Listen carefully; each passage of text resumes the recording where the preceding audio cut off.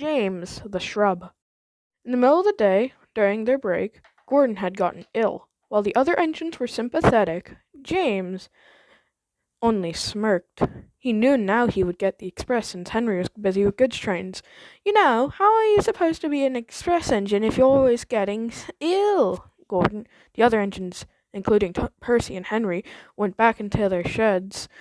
Thomas was about to do so, but decided to tell James something. If you weren't as much as a shrub, James, you would know how to treat engines when they are ill, with sympathy, Thomas began. Gordon was about to say something to Thomas, but Thomas then went into his shed, leaving a very well-mannered Gordon. He's right, you know. Pah, as ever. I'm not getting in my pristine anymore. Soon that will happen to you.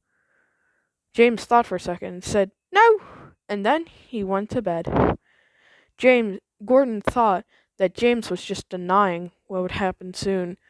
And indeed, it did happen soon. The next day, Henry came back ill. He had lost steam during the flying kipper. James poked fun at him for this. If you can't even pull a fish train, lose all hope of pulling the express, he said with a grin. The other engines just scowled. And as soon as James was out of earshot, Thomas apologized to Henry. He's been like this all night. And soon enough, James was pulling the express, though he was losing steam. And whenever he came across someone on the main line, he would push himself to make it look like he was going faster. But the engines saw that he was straining himself and only knew what could come next. One day, James was straining himself so much that when pulling into the station, he only then saw what could only scare him. Up ahead on the main line was not only a packed full station that he was approaching quickly, but Duck on the main line with the jammed points on his goods train. James shut his eyes and tried to brake, but it was far, far too late. James opened a weary eye, and to no one's shock he had gotten into a crash.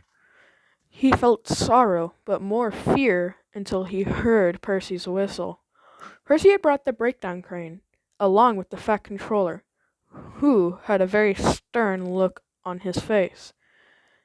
I don't know what to say, James. You shall go to the works, and then I will come with the punishment later. James obliged, and he could only fear for the worst. Meanwhile, Percy and the breakdown train had put him on track. Duck, Oliver, Thomas, and Toby pulled the express while simultaneously taking James to the works.